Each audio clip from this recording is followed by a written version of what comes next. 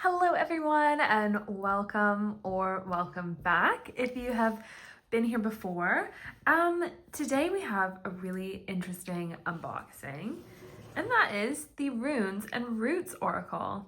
Now, if you have seen a couple of my videos, you might have caught me slandering oracle cards and how I don't really tend to get a lot of them because it's hard for them to fit into my practice.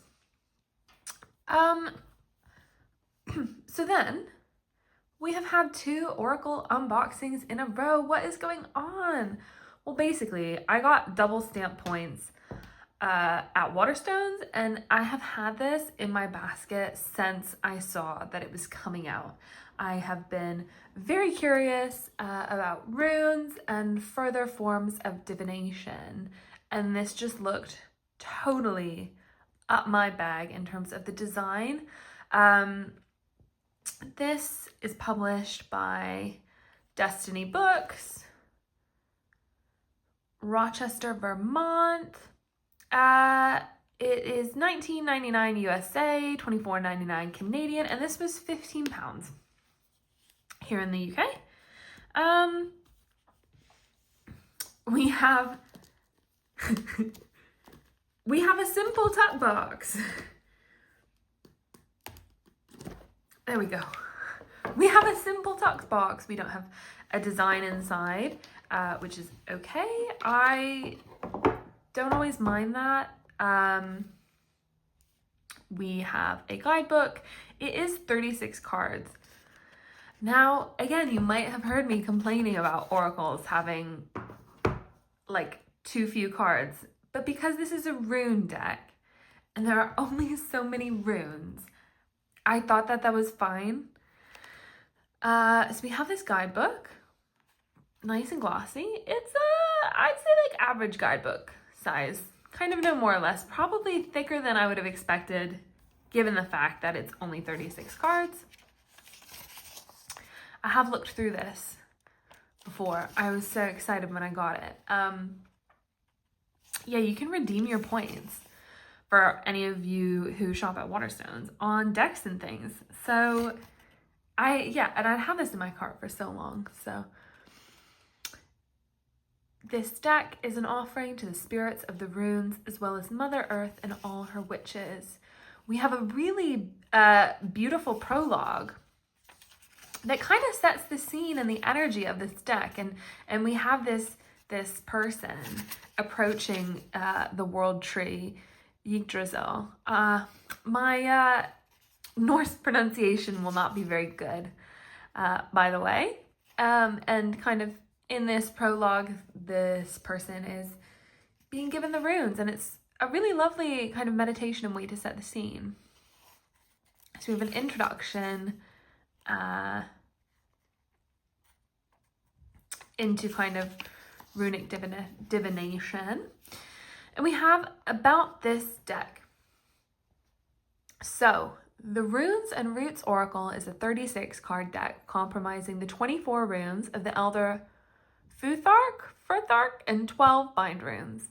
Each card features a plant rune pair that was chosen based on corresponding vibrational signatures. Each card is packed with thoughtful symbolism meant to unlock profound intuition and understanding. For divination, you have the option to work exclusively with the 24 Elder runes or incorporate the bind runes for a broader spectrum of possibilities. The final 4 bind rune cards in the deck are what we call ritual cards, as they are written with incantations. The overall atmosphere of the Runes and Roots Oracle feels as if the card were pulled from the dusty shelves of a crone's woodland cottage. The images recall the old world nostalgia of 16th century engravings and the bewitching aesthetics of ancient grimoires, the combination of which propels you further into the magical intersection between runes, plants, and witchcraft. This oracle taps into the primordial energies and the wisdom of the Norns and Mother Nature, with woven roots to guide you through wildflower fields, lush forests, deep woods, and even into the poison gardens of the underworld. So we have a little bit about connection and care. There's a really nice ritual here, actually. Something that struck me when I was going through this guidebook is the creators, Nicolette Miele and Adrienne Rossi, I've really come at this deck with a lot of knowledge and care. Is something that struck me. So we have some spreads, we have some really interesting ones that are not so common to see in a lot of Oracle and Tarot decks. And then we go into the runes. Sorry, I had to pause. I had the spiciest buldak ramen for lunch. But yeah, then we get into the runes and we have keywords, reversals, if a reversal is applicable to the rune. And then we go into kind of actually some really great information on the rune and then on the plant and something to kind of contemplate and think about with the rune. So I actually really rate this guidebook. I think that it's well written, informative, and very intentional. And I definitely get the energy that they were wanting, that this is like, you know, a hag in the woods grimoire. There we go. You know, tuck boxes and me. Is this a tuck box? We have a relationship. That's for sure.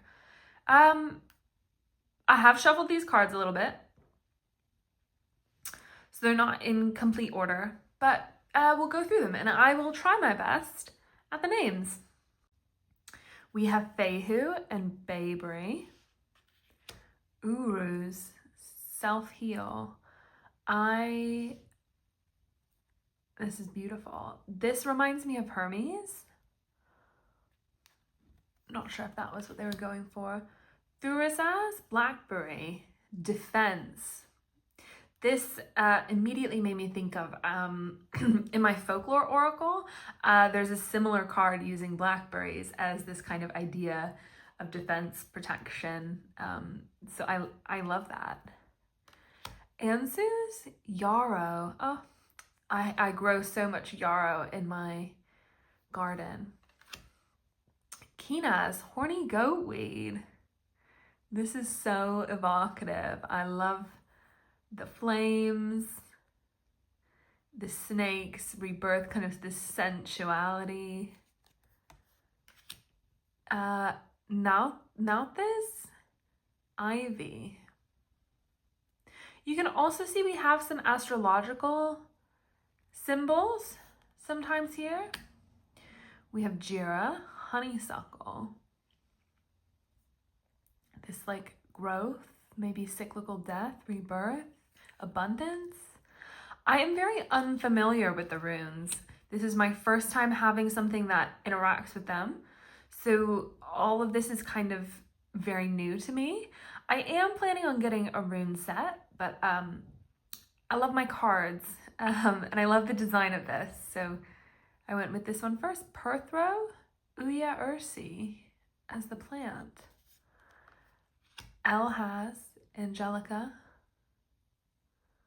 I love this like springing forth. I think the composition on the artwork is really well done.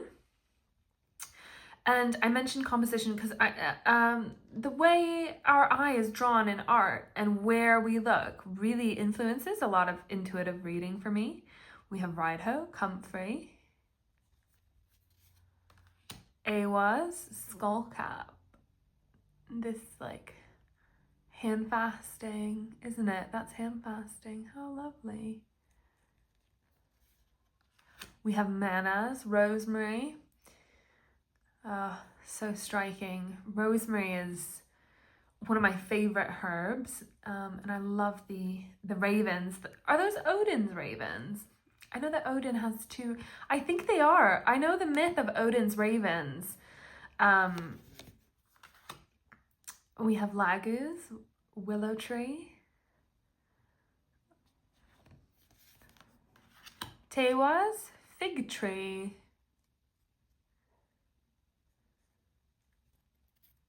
Oh. We have Berkana, motherwort. heart, earth, star, moon, or is that the sun? Sewilo, St. John's wort. It's kind of like lightning striking. I think these cards feel so grounded. They really nailed the energy of this. Ewas, Yews are often called the eternal, immortal tree. Cyclical, life and death, cycles, beautiful. Isa, hellebore. I think, is this the rune of being frozen out? Because hellebores bloom in the winter. Yeah, we've got the kind of snowflake, eyes closed. I think you can really tell that so much research and thought have been put into this. Hagalaz, deadly nightshade. And I think this is, I mean, I don't know anything about the runes. And I know some plant lore, so some of this is quite intuitive, I think. Wunjo, lavender. We have Gabo, orchid. We have Ingwaz, acorn.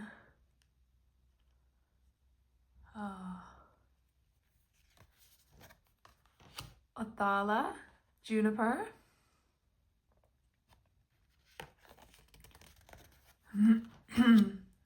Sorry. And then we have Dagas, morning glory. And then that is the end of the 24 runes, I believe. And we go into the bind runes. Vulva, mugwort. Ancestors, datura. Oh, this might be part of the 24. I might be wrong. I'm so sorry. Sabbat, mullion. Poison, aconite. Rebel, dandelion. Pushing up through the cracks in the pavement. I love that. We have shadow, henbane. Diving into these depths. How beautiful. Midgard, apple tree.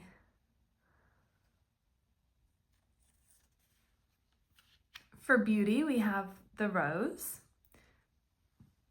There's some clear kind of connections to Aphrodite. Manifest, we have vervain. Blot, myrrh. Initiation, amanita. And to cleanse, we have hyssop. I love these extra binding rune cards. One for my own like curiosity and wanting to learn more, but also I think it adds a little bit more to the deck than just the 24 cards. And I think these have been really intentional choices. Like they've not dropped on creativity. These are not an afterthought, is what I'm trying to say. These very clearly blend in the deck and I think are just beautiful. A note on the cardstock, this is very thin. It's also kind of soft.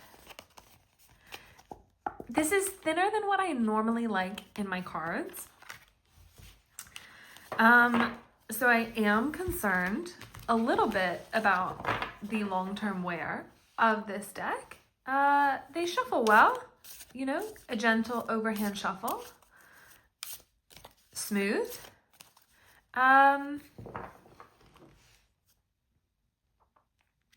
Yeah.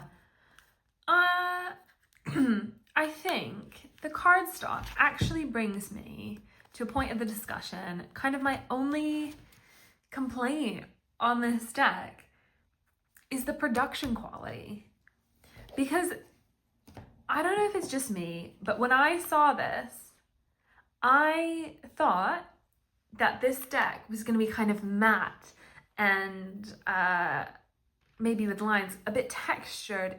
The art is giving the illusion of texture, but it's glossy and it's smooth. And I was expecting at least linen, to be honest, on this, just to, again, to reflect the art and to reflect the intention of these being like something you'd find in a grimoire. So I think, personally, I wouldn't have minded paying, not that I, aggressively like hate or dislike the smoothness and the thinness is fine, but I probably would have paid £20 for this to just be a little bit more premium, a little bit more on the theme, would be my only complaint. And I think that these critiques are fair.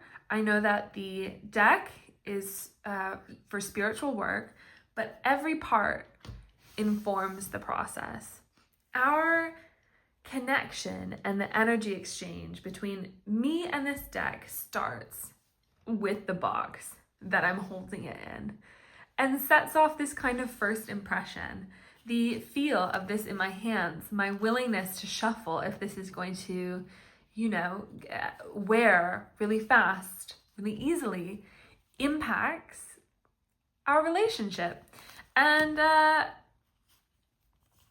I think as well, when people are spending money, it's important to consider these things. And it's all a part of it, I think. And so yeah, probably, because I love this style so much, ultimately this style is what drew me to this. And I was like, this is the one that is going to be my first rune deck and probably my only rune deck. So then I wouldn't have minded an extra £5 on top of that. Especially because I know that tarot is 78 cards and they have thicker guidebooks, but some of these tarot prices are £36 these days. And with not top-notch quality or intention. So then I find it hard to understand. I don't really understand, because one of my recent favorites, the Cottage Magic Tarot, was £20 and is really high quality cards. But yeah, then I've had more expensive ones that are less. Anyway, this has been a tangent. Let's have a little shuffle and we'll read the bit in the guidebook, huh? Oh, let's see what vulva has to say. So, vulva is one of the bind runes. I believe it is the last card here. Here we go. So we have vulva, mugwort.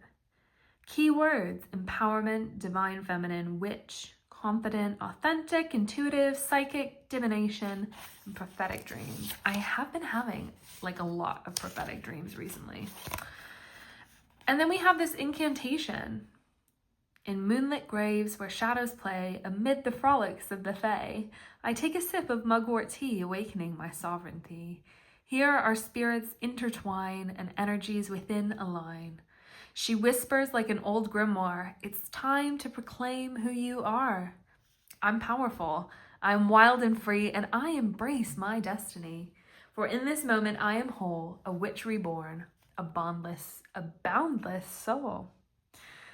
And then we have the bind rune.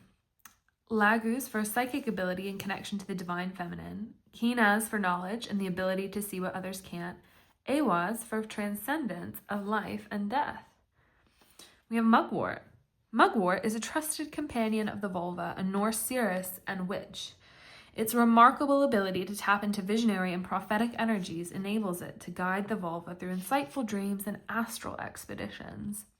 With powers ranging from magic to menstrual health, this lunar herb helps one to discover the wellspring of their own divine feminine power. Declaration. I am powerful. My strength knows no bounds. I am beautiful, radiating confidence and grace.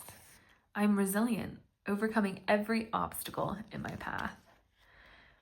That's lovely. I think that's really nice. I think there's enough information in here that I might not bring in like a secondary source of information just yet. I might just sit with the guidebook and this deck and see how it goes. But yeah, all in all, I think this is a really nice little oracle deck. Again, I don't know much about the runes. One of my close friends is a practicing Norse pagan, and I have been having a lot of kind of signs around Freya and these things that we've been discussing. So yeah, I really kind of wanted to learn more and to engage with the runes. And I'm so happy that I bought this. Really happy. But yeah, that is all for me today. Let me know what you think. And as always, I'll catch you in the next one. Thanks. Bye.